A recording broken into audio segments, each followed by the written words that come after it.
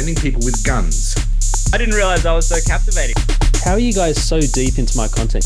Everyone who disagrees with me is a Nazi. All right, g'day. Welcome back to Collectivitis. My name's Pietro. This is Max. How you doing, Max? Not too bad, Pietro. I'm excited. Another bumper guest today. We do. We only have bumper guests. That's our MO over here. Our guest today is so she is one of the biggest, in my opinion, one of the biggest movers and shakers in the libertarian movement here in Victoria. She ran in the federal and state elections for the Liberal Democrats. She's running as an independent in the by-election for the seat of Aston. We're super excited to have her, and I will let her in. How are you doing, Maya? I'm so excited to be here, Pietro. Thank you for having me. Hi, Max. Hi, Maya. So the first question, you're Lebanese, Maya. I am. I'm Lebanese heritage. And I'm Italian, though. Yeah, good stock, the Italians, I've heard. Not bad. The question I have is, so you're Lebanese and a libertarian, and yet you don't refer to yourself as the Lebotarian. I actually do. Thank you very much. You do? I do. Oh, well, I'm mistaken here. I thought I was making a funny pun, but you've already beat me to it. I have claimed this, my friend. Libertarian is all me. So I looked around and I was like, we've got a Lady Liberty. We've got a Mother Liberty. Libertarian. Oh, that's I feel stupid now. I feel like I haven't done my research, and even the crappy joke at the start of the podcast has landed. No, that's great. I'm great. I'm really glad to hear that. So, well done. Well done. Yeah, it means that I'm completely for individual rights and freedoms. But if you don't listen to me, I throw a shoe. If shit ever hits a fan, you can just start your own party and call it a Libertarian Party. Coburg will love me. Something about calling your cousins on the government or something about that, some joke there. I won't go down this rabbit hole. No, we're going to all get in trouble for this. Yes.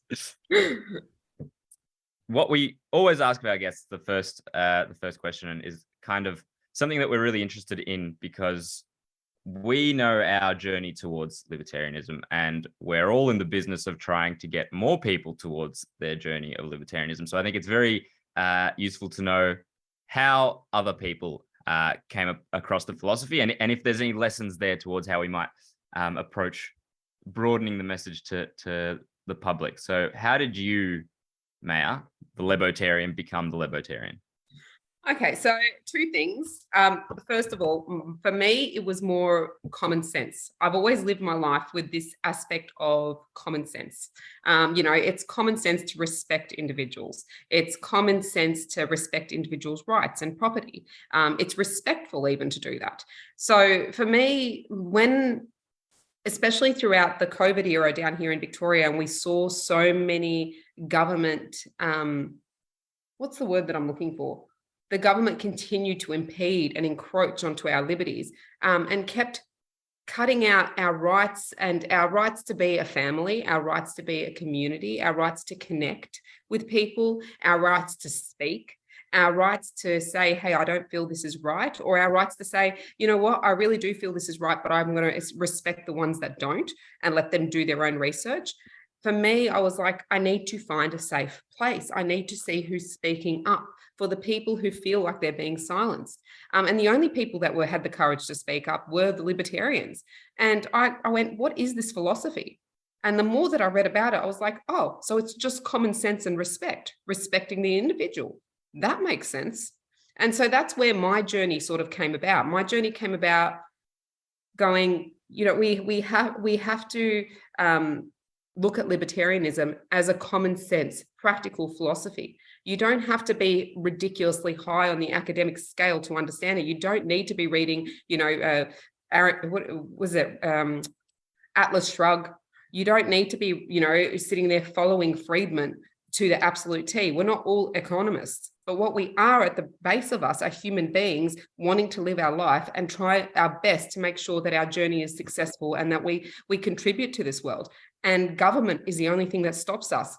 And here I am. I can certainly resonate with that. I mean, a lot of the guests we have on, came to libertarianism through literature.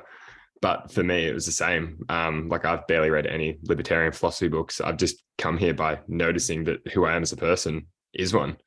And Correct. that's exactly what most people, or how most people will probably find libertarianism in the end. Yep. And the thing is it resonates a lot with the immigrant communities as well. Like for myself, growing up in a Lebanese household, it was quite strict. I wasn't allowed to go speak to friends or go have sleepovers like the other kids.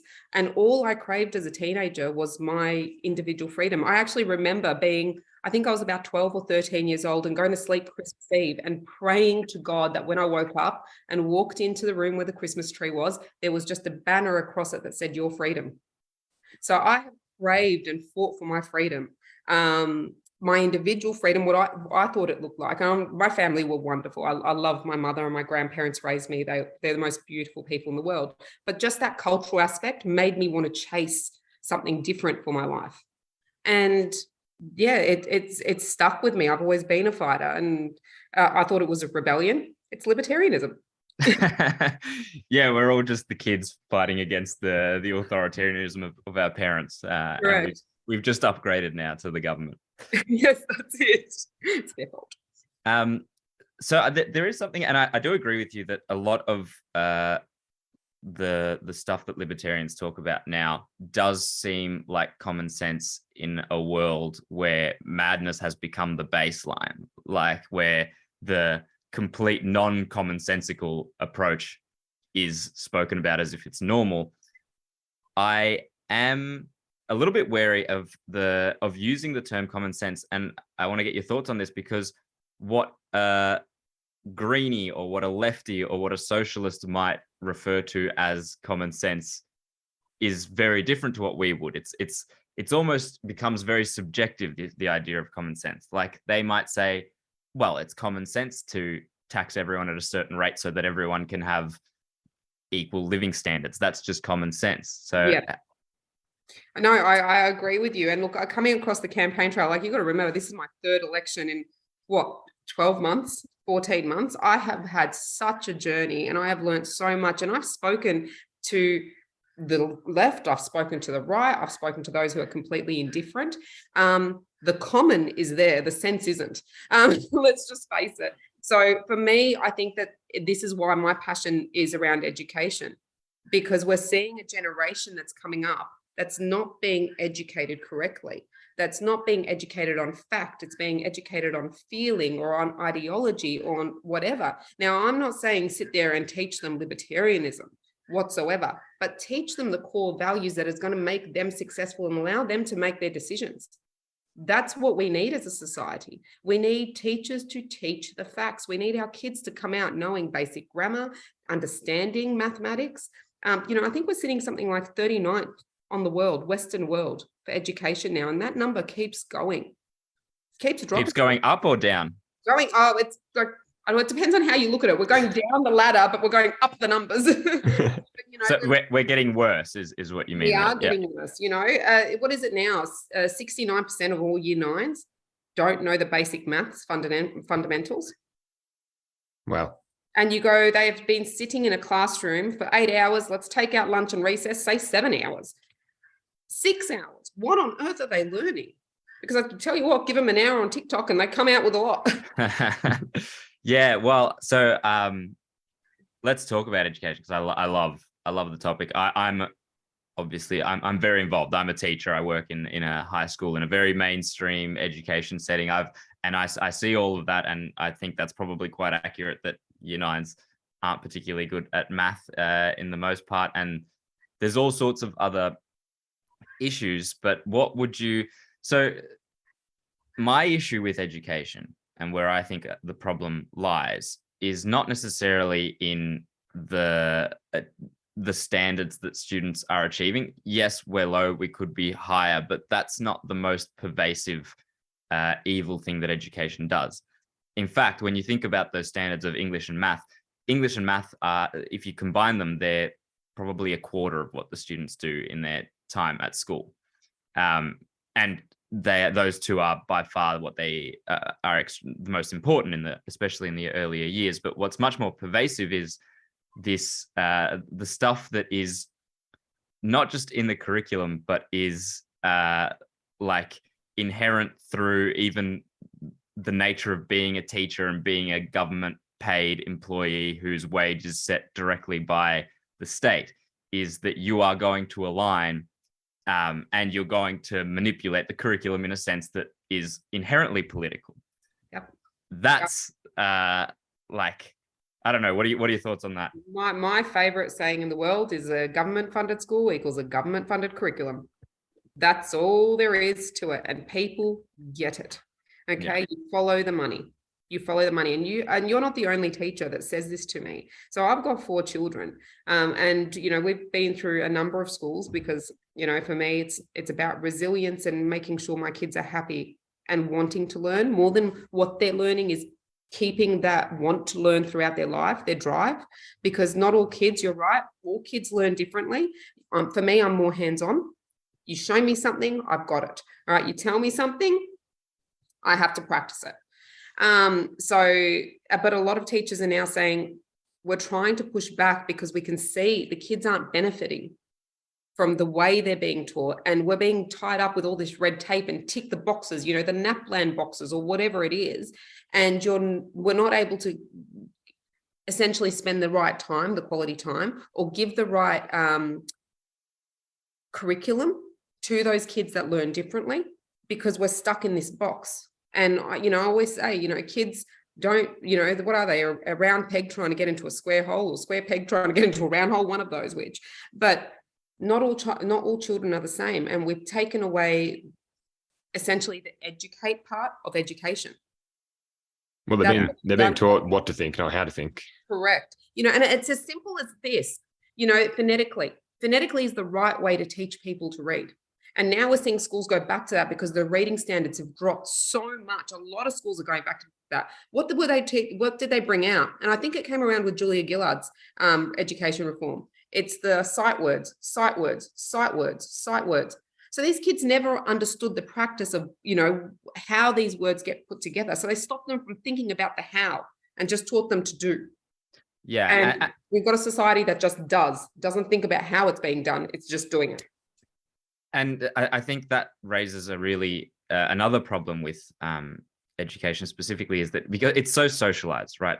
You don't have a choice on whether you contribute to public schools, and you also don't have any input on the curriculum whatsoever, and you can't go away from the curriculum. You can't opt out. So let's say for that example that you used, where you're meant to learn phonetically, and a school changes and goes in a different direction.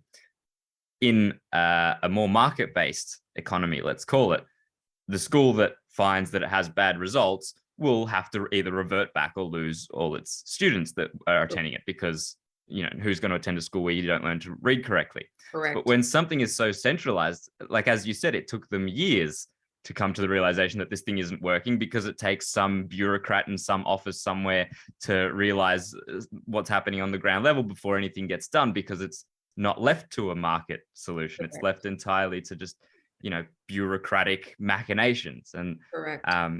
It's so rotten, because there's so many issues with it, and every single person goes through it for 13 years. Correct. No one is clean of the education system. Oh, the ones that wag do. Don't do it, kids. Definitely didn't do a lot of that. No, I wouldn't have a clue. I don't even know how to spell that word. That's the education system. Can't even spell wag. We just did it. We didn't know how to spell it though. No, look, for me, you're absolutely correct. You've hit the nail on the head. It takes so long for that feedback to come around, and it usually comes around with a change of government.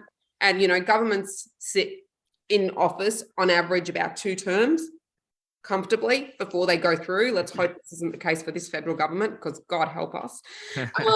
But if that's, and then the feedback comes in, and then the new government that comes in says, we're going to do it differently.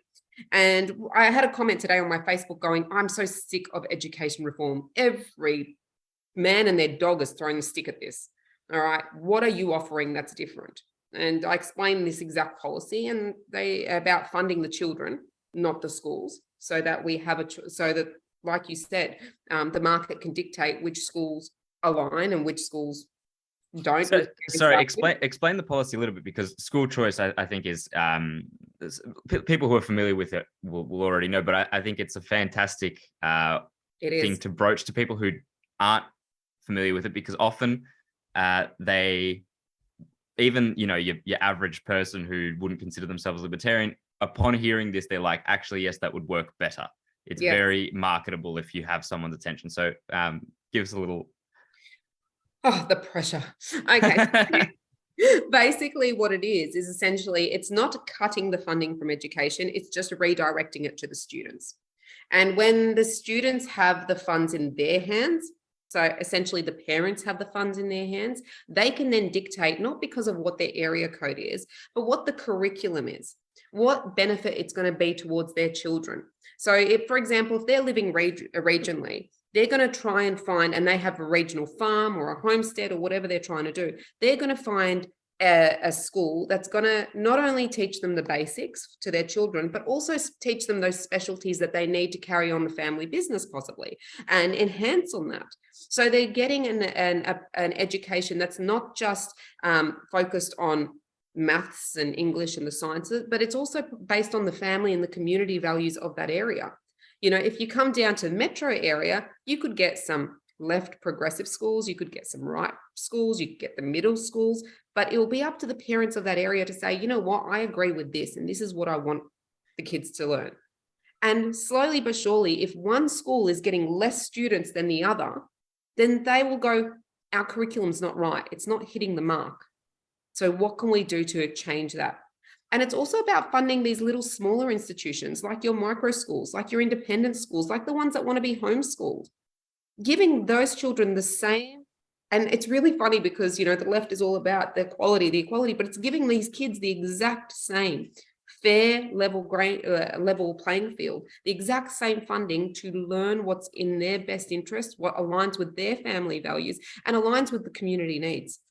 I think doing it that way as well would also help teach kids how to better apply these skills in everyday life, rather than just learning all this useless information and then having no idea how to apply it. Well, education is, at the moment, it's sort of looked like education funding, for the schools. It's like that credit card. You don't really know what's on it. You eventually you're going to pay back that debt, whatever. And the parents are just throwing the kids in and going, yep, the education's funded. I don't have to worry about it. I don't have to worry about it. Okay, they're going to get the best education. Now, when the parents have that money in their hand, going, what do I need to do with it? It's like having cash. You go, I have this much money. I'm going to make sure I invest it in the best place possible to make sure I get the maximum returns for my children. So, you know, it plays a lot more because it gets parents involved. It gets parents wanting to be on the boards of the schools. It gets parents re-involved in the community, and we reconnect that way as well. So it builds a community as well. There's so many positive aspects to it. Yeah, and like so the broad idea obviously is that it's introducing market accountability to schooling. You know, if your school sucks, it's not just going to be propped up and continue in perpetuity like public schools currently are. I'll use we're from a regional town in Victoria.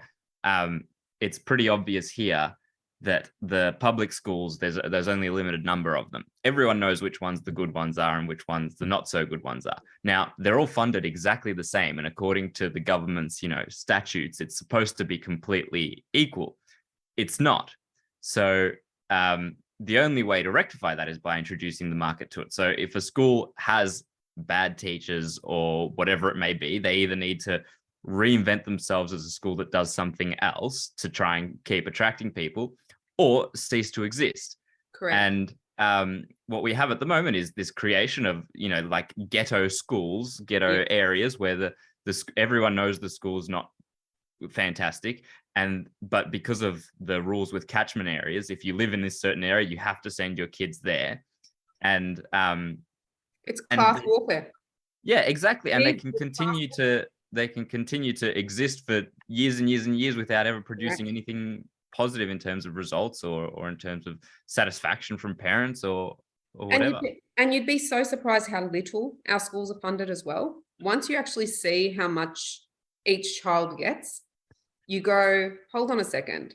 That's not enough for a teacher's wage. Now, if you put it all together, you go, okay, yeah, well, if they've got 24 kids in the classroom, then that covers the teachers. These teachers are still buying all the extras.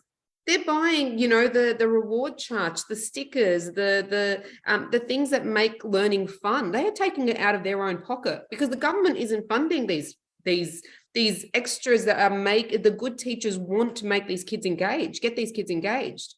The government is funding the shell of the school. They're not funding the actual learning, and it's disgusting. Yeah, and a lot of times that's what you end up seeing is these schools have newer and newer buildings and newer technology and resources and stuff, but remain, a school whose results and whose satisfaction is dismally low. And so I mean, like applying the money or the voucher system. If a school needs to fail, it needs to fail. Like Correct. that's and already. So with the catchment areas. There's already a market for it. People already pick which houses to buy based on which district they're in because they want to send their kids to the better public school. Correct. So people are already doing this indirectly through where they buy a house, which is a stupid way to do it. Why not just give them, the voucher directly to say you can pick your public school because they should be accountable? Because it's class division. The only way the government can keep control over a society is by dividing people. That's all it is.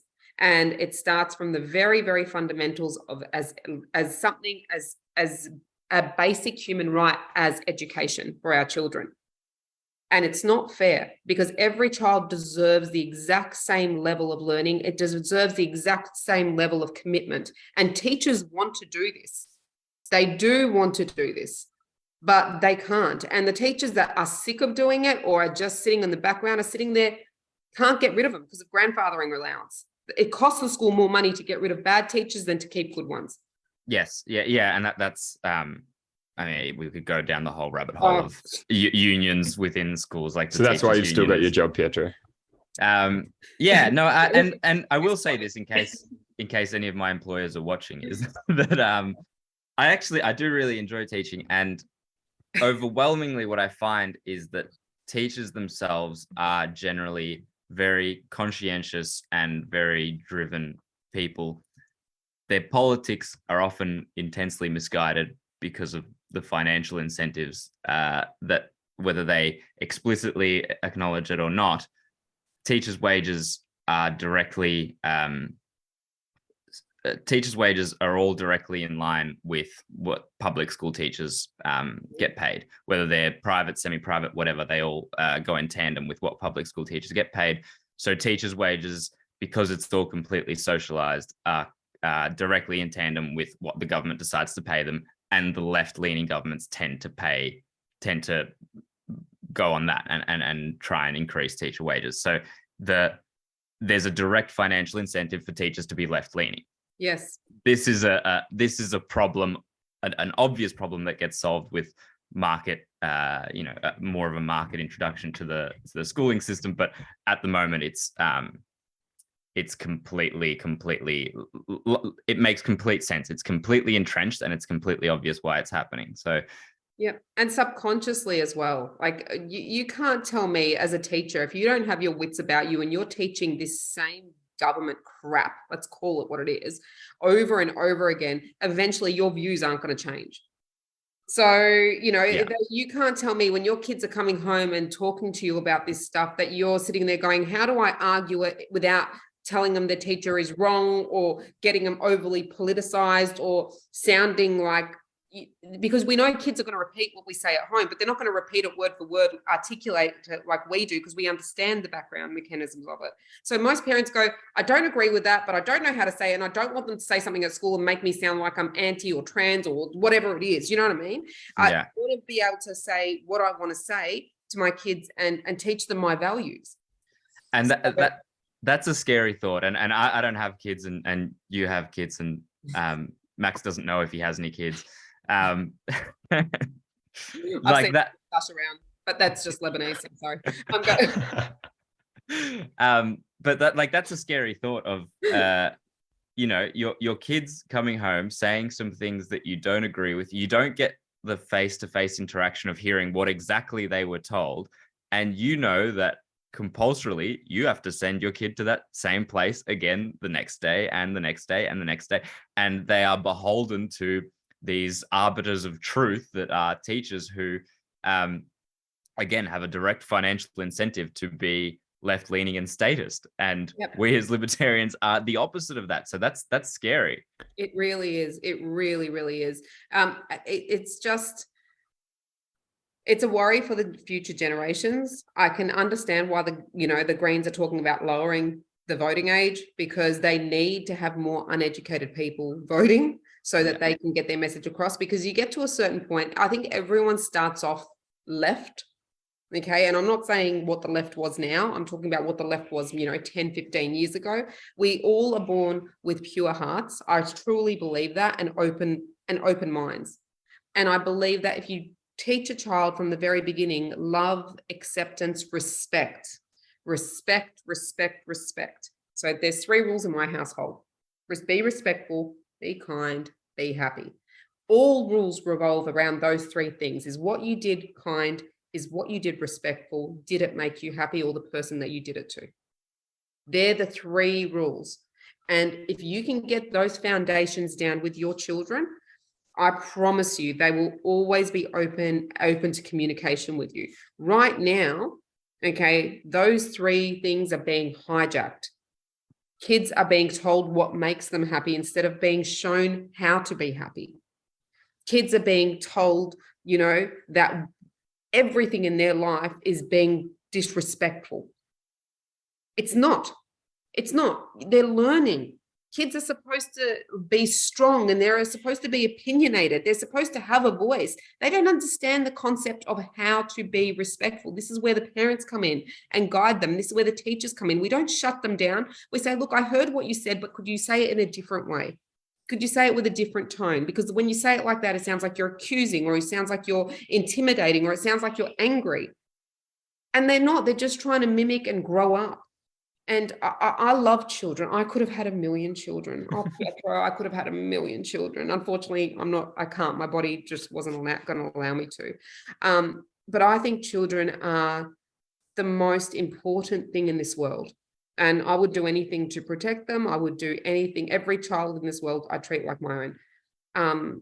And it kills me that we have this kind of class division and kids aren't getting the same opportunity. It kills me that we have kids in poverty that can't have breakfast and can't think at school. It kills me for the fact that, we've got kids out there that feel lost, are absolutely lost, and are homeless, and the government does not care.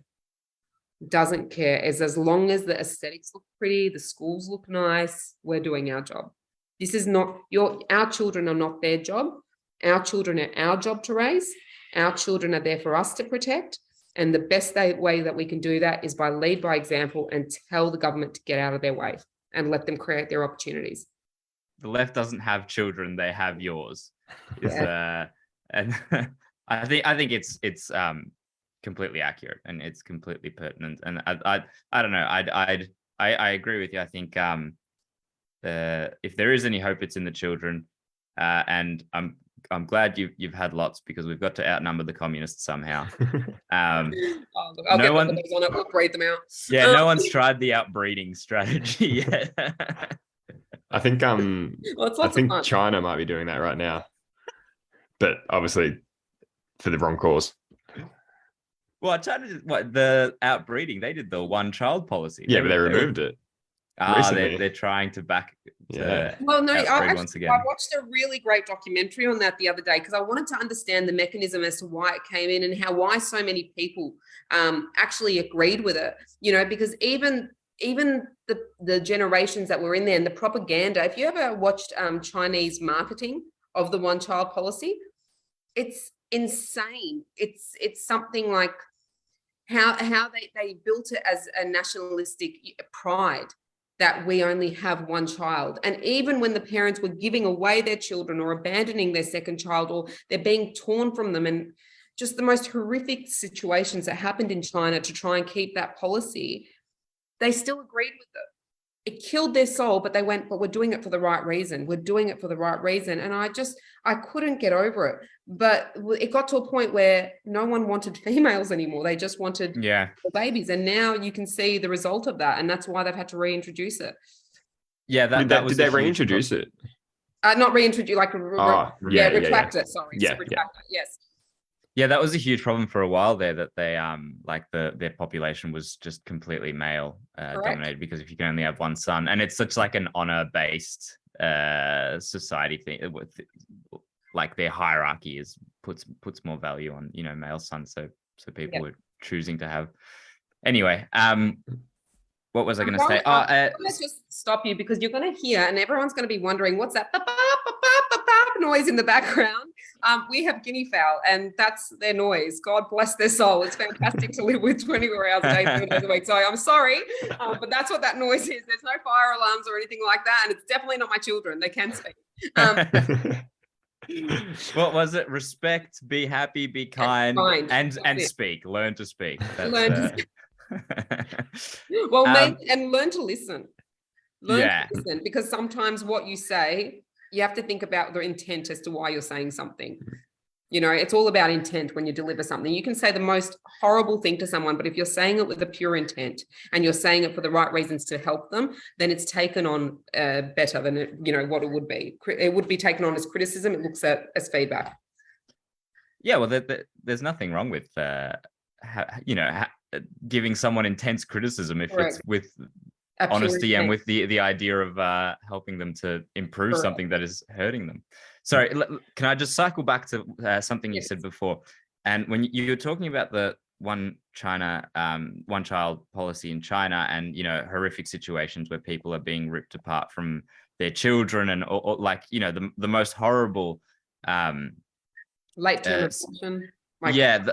Most horrible circumstances that you could put on a person, and yet they were supporting the policy. They inherently said, but this is the good for the good of everyone. And I think that is a particularly pervasive part of propaganda, which we saw as well during COVID. If you are going through a horrific experience, it gets to a point where you either choose to completely reject it, or you have to believe that it's for something. Otherwise, you can't live with yourself. You can't rationalize your own life. And I think when you get to a point like China, where it's so dictatorial and authoritarian, and it's literally, tearing your children away from you. And you can imagine it more than I can, the horror that must feel. If you're going through that, you have to believe it's for something. And you'll reject anyone who says otherwise, because otherwise your whole life is a lie. And I think we saw a lot of that during COVID, is people defending the lockdowns and defending every government assistance mandate, whatever they pushed, because if they weren't correct, if the government wasn't right about everything that they were doing and saying, then everyone's life and last 2 years of their life were a lie. And that's a very difficult thing to face. Yep. Yeah, no, it's the justification around it, I think, is what hurt me the most. I knew some of my best friends, 15 years, right? And the justification that they thought that my views was going to hurt them, that I was coming out to hurt them. And I asked them specifically, I said, how could you think of someone of 15 years who has loved your children like my own, that I would ever put you in danger, and a government narrative wouldn't? Okay, it was the biggest eye opener for me. Absolutely, 100 and I can't even get over it. I get really, really emotional about it. For me, it's why I chose to put my hand up. Because I saw good people abandoning their values for something that, let's give them the benefit of the doubt. And let's say the government was 110% right. All right. You don't turn on people. People who are vulnerable, even if I was 120, 200% wrong, You guide people through an education process. What the government stopped was an education process. They stopped the conversations. They stopped you being able to go to the shops or go to the hairdressers where you have these long conversations with your hairdresser. You've known them for years and years and years. I mean, for me, it would be a really long conversation. You, Pietro, maybe 10 minutes. But you get to know these people on an individual level. And the one thing that lockdown did, and having that 1 hour out and you're not allowed to talk to people and putting the masks on, is it silenced everyone from going, are you feeling like this isn't right too? Yeah. Are you feeling like this isn't right too? And starting those community programs, they wanted to divide a community. They wanted you to only have one narrative. And that was it. And they succeeded in that. And we were lucky. We were lucky in this country. We were lucky in this country. And I honestly say that we're lucky we do have an immigrant population, because it's the immigrants that fled their countries from their governments that turned around and went. So you say it silenced a lot of people in community groups, but on the counter, it also encouraged a lot of people like you to stand up and raise your voice. Yeah. So, I mean, some people might think you're crazy for running at a third election in 12, 14 months. These bags aren't quieter, my friend. As we all know, Pietro and I haven't run, but being closely involved, it is incredibly taxing on you. So running for Aston is a by-election. Why? Can you shed some light? Why is there a by-election? Who was the member? What's happened? Have they stood down or? Yeah, so Alan Tudge stood down. He resigned because of family reasons, and I completely understand that. I'm not even elected yet, and I can't tell you the toll that it's taken on my family and the cost and the rest of it, and the time. So he stood down 9 months after the election, federal election, and there was going to be a by-election. The by-election I knew was going to have a small candidate pool. I knew it from the very, very beginning. A lot of the major parties tend to deregister to save money. Oh, sorry, not the major, the minor parties tend to deregister to save some money.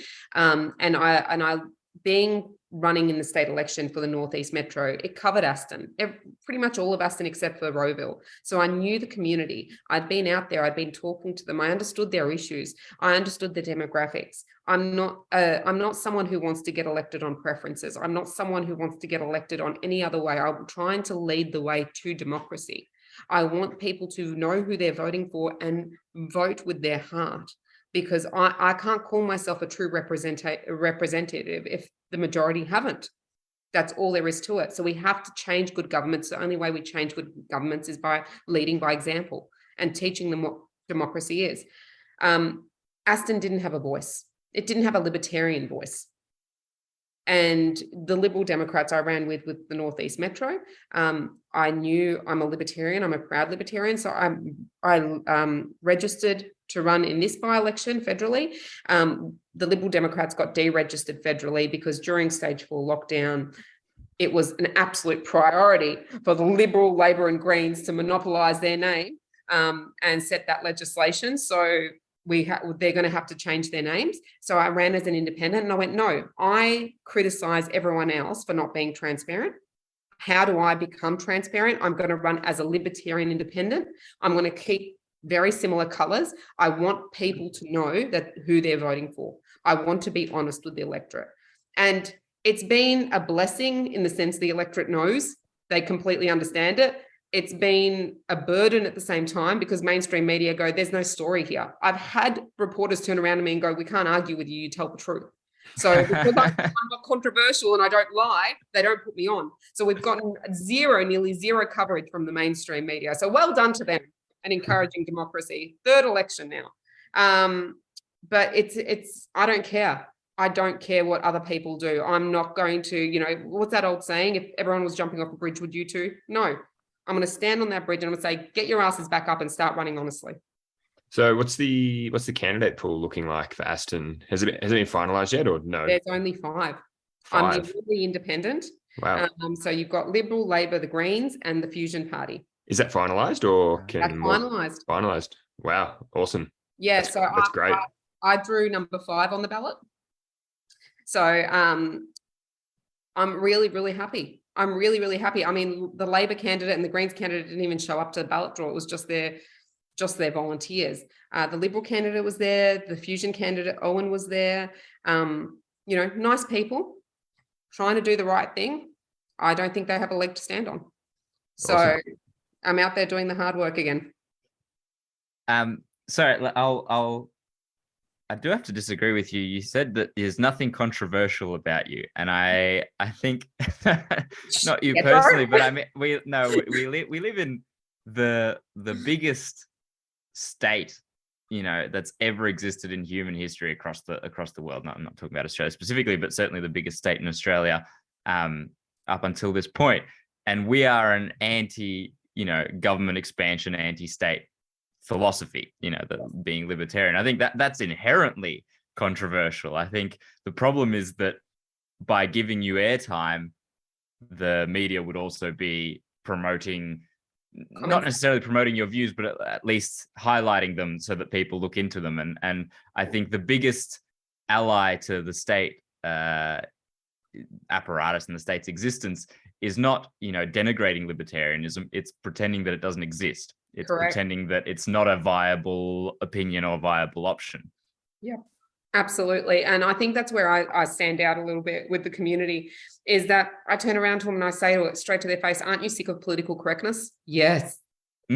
Yes. And no one knows that that's an option, that you're allowed to say whatever you want. Actually, you're actually allowed to offend people. Yes. It's what we grew up with. We're the Australian larrikins. That's what we're known as. We're not allowed to laugh anymore. It's ridiculous. And there's a level of offense. I get it. There is a level of offense. There is a time and a place of things. People have said things to me and I'm like, really? Really now? That's so inappropriate. But that's for me to be inappropriate. Go on and live your life. I don't care. I don't have to deal with you anymore. If I don't want to talk to you, I don't have to. We have the choice to cut people out of our lives, my friend. We have the choice to block people on Twitter. You don't like something I say? Don't respond. Just block me. I don't need 1 billion followers. I don't want them. Okay. I just want to be able to say what I want to say and live my life freely. And I want you to have that opportunity too. Well, that's how we work out what's acceptable and what's not, by offending people. If it's going to get to the point in the future where we're all just mimes, no one's allowed to say a single word. May I was just miming for those of us who are listening to the podcast only and can't see. I put my makeup on for no reason. Oh. We go to YouTube as well. Yeah, we do both video and just audio. But fantastic. Take that back. The miming joke didn't work unless someone can see. Everybody listening on Spotify is going to think there was like some sort of audio fallout then. Apologies. Do you think so I mean I applaud your gumption in doing not just the 2 elections in a year cycle, but then jumping onto the next one available the next year again. Do you feel like there is either yourself personally or broadly in the community as you campaign, do you feel like there's some election fatigue? Are people done with elections, or is there still interest and engagement? I thought the one exciting thing about this election is the way that I've been telling people is like, this is a do-over. You can do the right thing this time. You've had 9 months of this government. Imagine that. Imagine us being up to, I know, one of my favorite policies is recall elections. Imagine this is like a recall election. You get to choose now. You get to choose. You get to say, hey, don't like the job that you're doing, I can swap it. Or you can say to the current government, hey, we still don't like you. We're voting against you. Whatever you want to do, you can do. And that's really, really exciting. So as much as, people are like, oh, another one, I'm like, yeah, but think about it this way. Are you happy with how the country's going? They're like, no. I'm like, let them know. So Maya, if elected, obviously you've got very strong views on the education system. How do you make an impact from inside? Yeah, it's really hard on a crossbench for the lower house. The government at the moment has the majority, especially with the Teals. And for those who are listening, I did that in inverted commas. They have a lot of support. But I know myself and I know how I can talk to people and communicate with people and come to negotiate with people and possibly speak to people in a common sense, rational voice. one thing I do say to the electorate is that because I'm an independent, I can't form government. So I'm not going to be there on, in the press saying, oh, well, you need to hate these people because they're doing this and vote for me. And because I want government. And you say about the opposition, well, make sure you hate them too, because I want to be in government. No, I'm going to come out and tell you the truth, because I have no other reason to be there but to tell you the truth, and tell you the truth of what's happening there. And if the electorate wants something, and I say to them, I put it to the table, I put this down, and this side and that side didn't vote for you, well, then come the next election, they'll re-elect because they have the truth at hand. I think there's also a lot of value in, regardless of what we think of our elected members, which a lot of them I have no respect for at all, despite your very strict rules in your household, Mayor. I'm sorry, I don't respect most government officials. But Pietro, don't worry. Something that I remember was really personally affecting as well in during COVID, during the lockdowns, when there was mandates and all the rest of the stuff, and you were very much ostracized for having the wrong opinion, and loudly and continuously told so, TV, news, social media, all the rest of it. Like it was a 24-hour, bombardment's a great word of just telling you that your opinion was not legitimate. And having, and I remember David Limerick and Tim Quilty were the ones in Victoria, at least, who just the mere nature that they were elected members, they had the opposite point of view. And, they're part of this government apparatus, which pretends to have all this legitimacy and say over our lives. And yet, even within it, there is the possibility to have a dissenting voices. It gave a lot more legitimacy to those of us who were isolated and had dissenting voices. So I think that's a huge value that you can bring is if you are the only one saying the opposite thing to all of the Teals and the Greens and the Labor and the Liberals, then it legitimizes that it is possible to say that thing. Correct. And I think that's very worthwhile alone. Might not make any change to policy or anything, but that's, I don't know. Look, I think that it can make a change to policy. I think that people admire courage. And I think the government at the moment, I mean, I've said this before, Labor is a cult. That's all there is to it. You can't vote against the machine. You vote against the machine and it's going to come after you. But I'm not part of that machine. And the Greens, everyone sees what they were 15 years ago and is holding on to that I don't know, belief that they're there for the environment and the environment only. They're not, because everything that they do is pretty much now anti-environment. And we can go down that rabbit hole a little bit another time. But what we're seeing is people being so critical of independence, like myself, saying, oh, well, what do you do? You're only a mum. Oh, you're just a business owner. You're just, you should be, you should look after your children. Don't worry about your career. I actually got that yesterday as a message. And I went, hold on a second. You voted for a 19-year-old Green. What life experience did they have? So you voted for what you thought was the idea of an environment, and gave someone who has had no life experience a job and a voice. But even aside from that, like, how toxic is the idea that we are electing people to represent us, not from our midst, but from an elite class of people who have been trained to work the bureaucracy? Yep. Like, since when have we, prided ourselves in legitimizing these characters whose whole life and whole existence has been ruling over other people? Like, I would way rather elect someone who is not beholden to, and who wasn't raised through the system, as a political ladder is what I call it. Through the political ladder, just waiting for their moment to finally be elected because it was their turn. Like, I would much rather have someone who is outside of the system, regardless. Like, even if they weren't a libertarian, if you give me a choice between, someone from the state establishment and someone from outside of it, I'll take the chance. Yeah, absolutely. Absolutely. And the other thing that we have to remember is that when they're in the establishment, they're in the establishment. They've got no individual thought anymore. Full stop.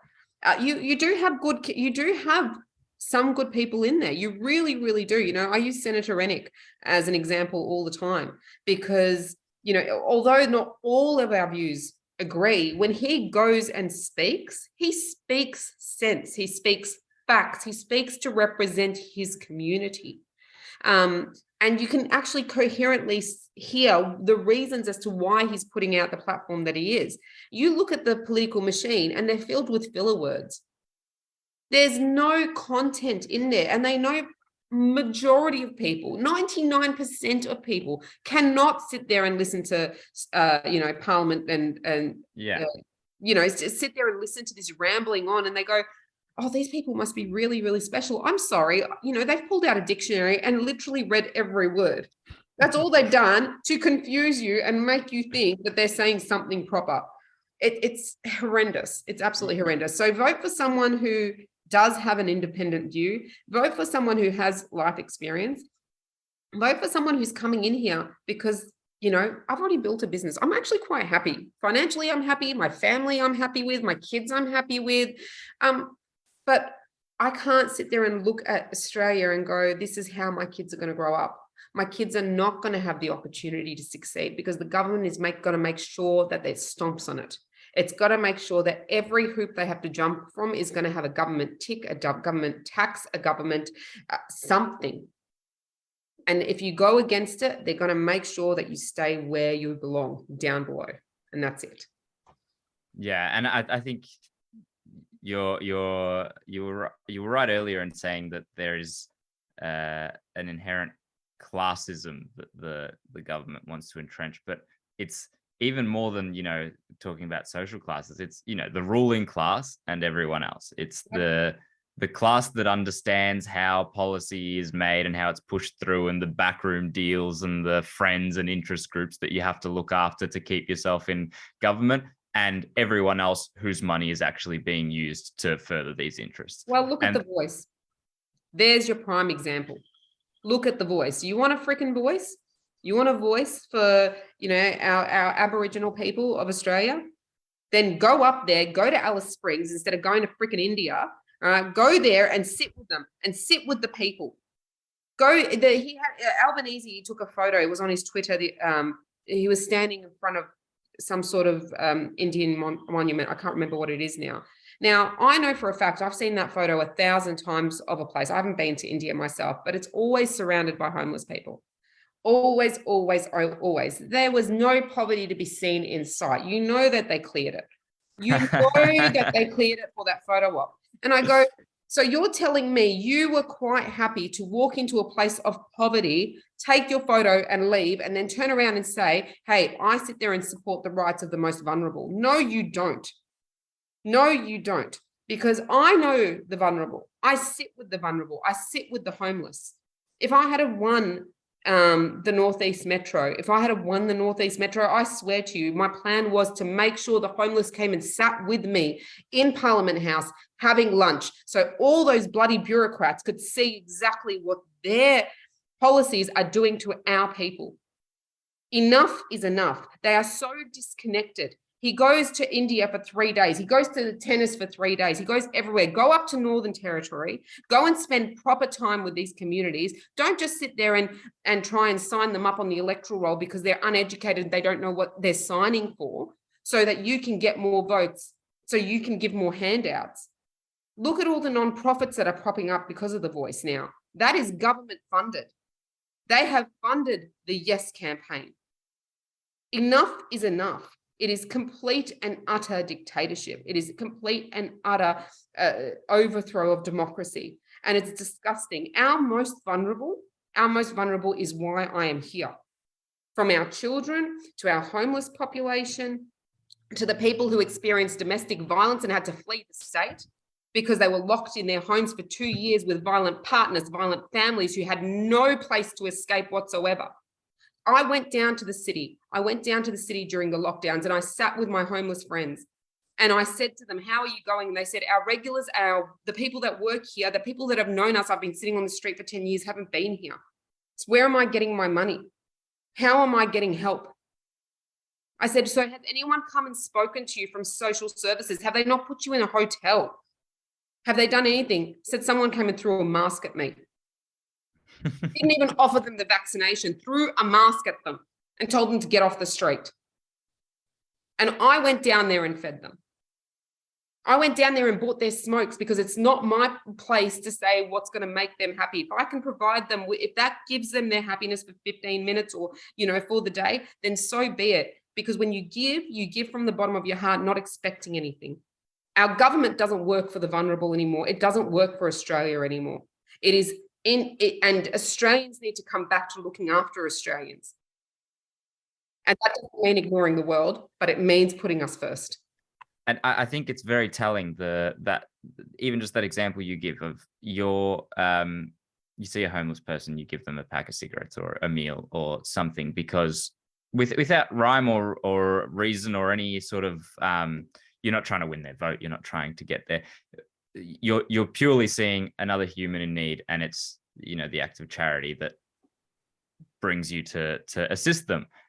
And we pretend that this would cease to exist without government doing it for us, and yet every government handout is not done through altruism. It's done through political gain. It's done for political gain, and it's even more not done through altruism, because you buying a pack of smokes or helping the homeless or having them, share a meal with you is done with your money. It costs the government absolutely nothing of their money to gain political favor through the altruism, through the money of others. So it's so backwards, and it discounts, it puts on a back burner the idea of human good and the idea of humans looking after one another, which I think is part of your message. Yeah, the government absolutely. are in it for themselves. They're not there to achieve results. They're there to keep their jobs. A government will never, ever, ever benefit a community or help a community more than a community can help a community,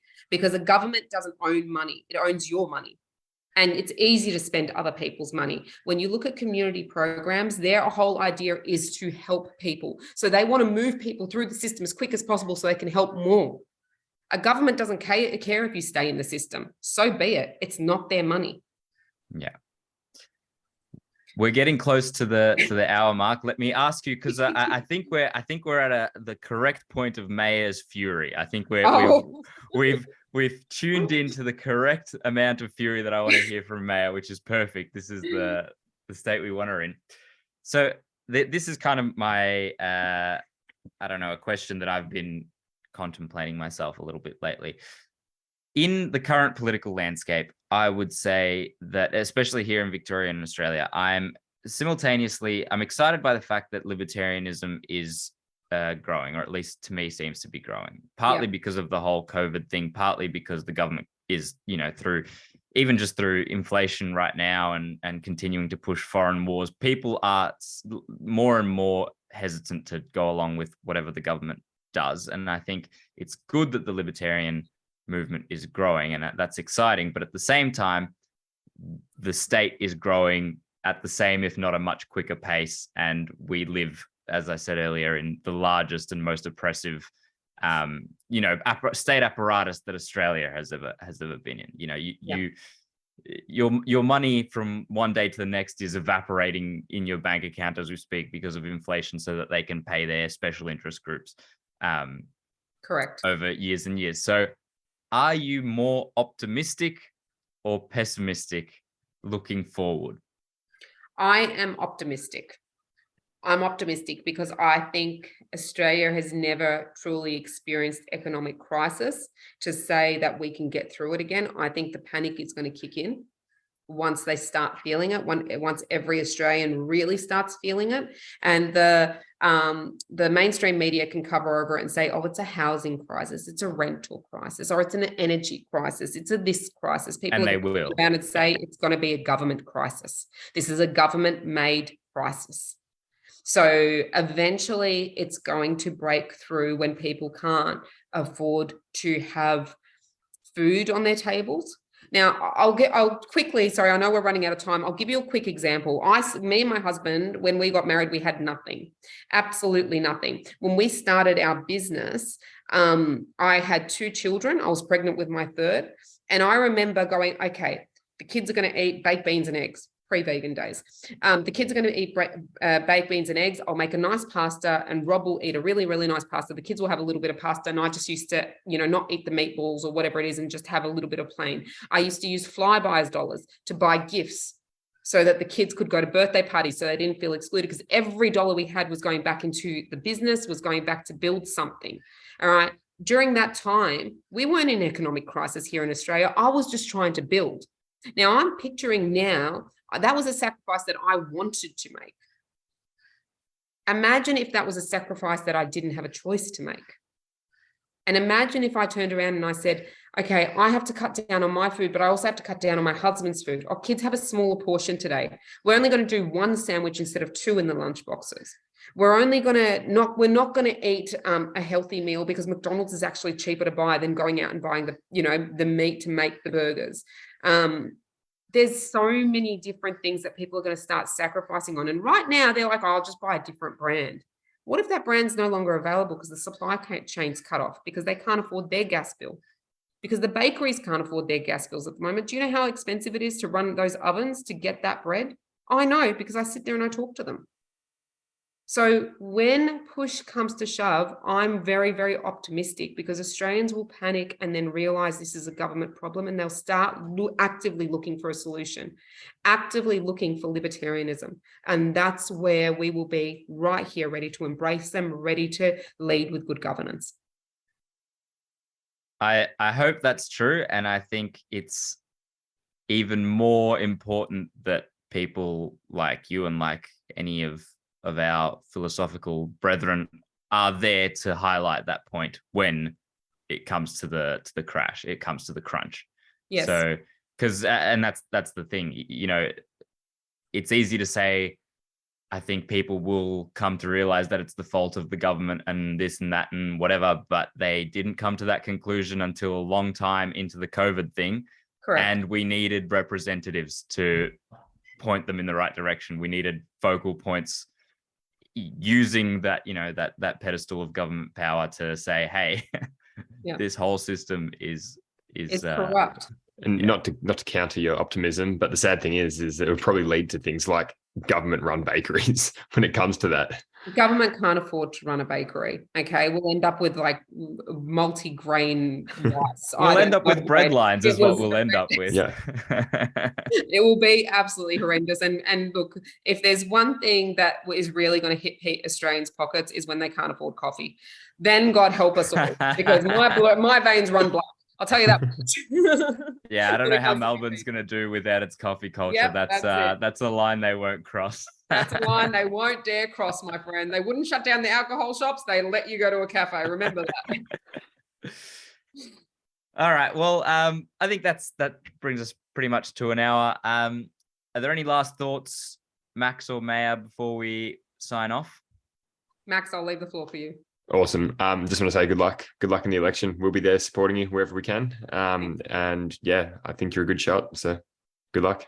Thank you. And look, for me, it's about anyone who is listening to this and wants to connect and wants to understand more, please reach out to me. You can reach out to me through my Facebook group, Facebook page. You can reach out to me through email. I run all my own social media. I will do my best to get back to your answers in a good timeliness.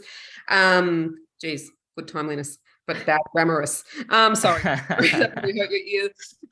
But look, all I ask people is that if this has resonated with you, go out and start speaking about it in your communities. Go out and know and understand what other options there are. And if this hasn't resonated with you, but sort of started getting you thinking about a different way of life, go out and explore that.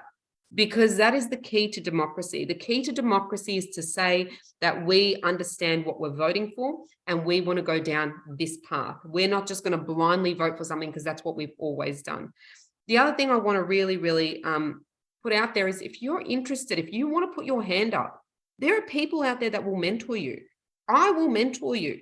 because we need more realistic voices. And I want to expand this democracy. You can be a conservative in life. You can be a progressive in life. Conservative, as a libertarian, we conserve your right to be a conservative. As a progressive, we respect your right to be a progressive. But in government, libertarianism is the only way, because libertarianism is a centrist approach. And that's all there is to it. And there's so many different, don't get bogged down by the different levels of libertarian you are. Just remember, you're doing this for the common sense to stay out of people's way, to make sure they retain more money in their pocket, they retain individual freedoms and rights, and that your children will have the best opportunities to succeed. So if you're interested, please reach out. And thank you for having me, guys. We will link to all your pages and everything in the bio of this podcast. Great. Yeah, I was just going to say that. And it's been an absolute pleasure, Maya, and good luck from me as well. Thank you. I will say, yeah, so we'll put all the links to everything that Maya alluded to just now in our bios and descriptions. If you don't already, please like us on Instagram, follow us on Spotify, and subscribe to us on YouTube. We'll catch you next time. Thank you. Don't forget to vote. Thank you. And don't forget to vote.